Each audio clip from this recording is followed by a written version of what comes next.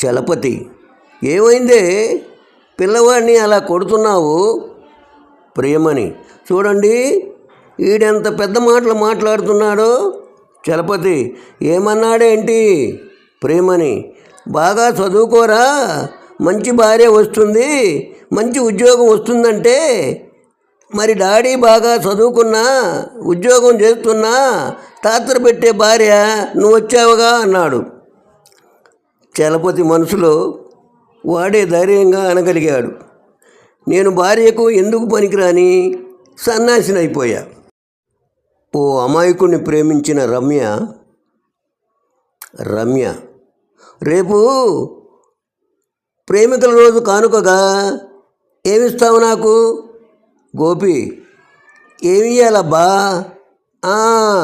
గుర్తొచ్చింది, చిన్నప్పుడు అమ్మాయిలకు కడతారే, అదేమిటో చెప్పుకో చూద్దాం.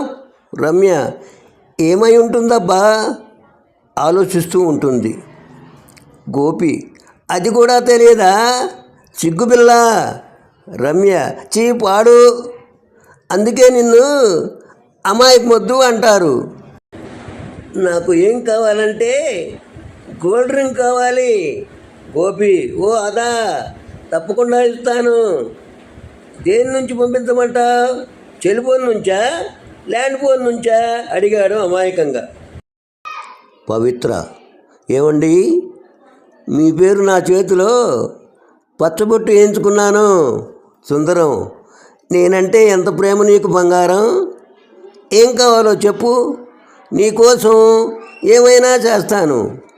పవిత్ర, పెద్దగా ఏమీ వద్దు, నీ పేరున్న ఆస్తి పత్రాలు నా పేరును రాయించండి. సుందరం, నువ్వు పెట్టే ఇబ్బందులకు ఇప్పటికే జుట్టు పీక్కుంటున్నా. నీ పేరును రాస్తే నేను సన్యాసుల్లో కలవాల్సిందే, అది కుదరదు. పవిత్ర, అంతేలేండి, ఎంత నొప్పి పెడుతున్నా నీ పేరు ఏకంగా పచ్చబొట్టు ఎంచుకున్నా.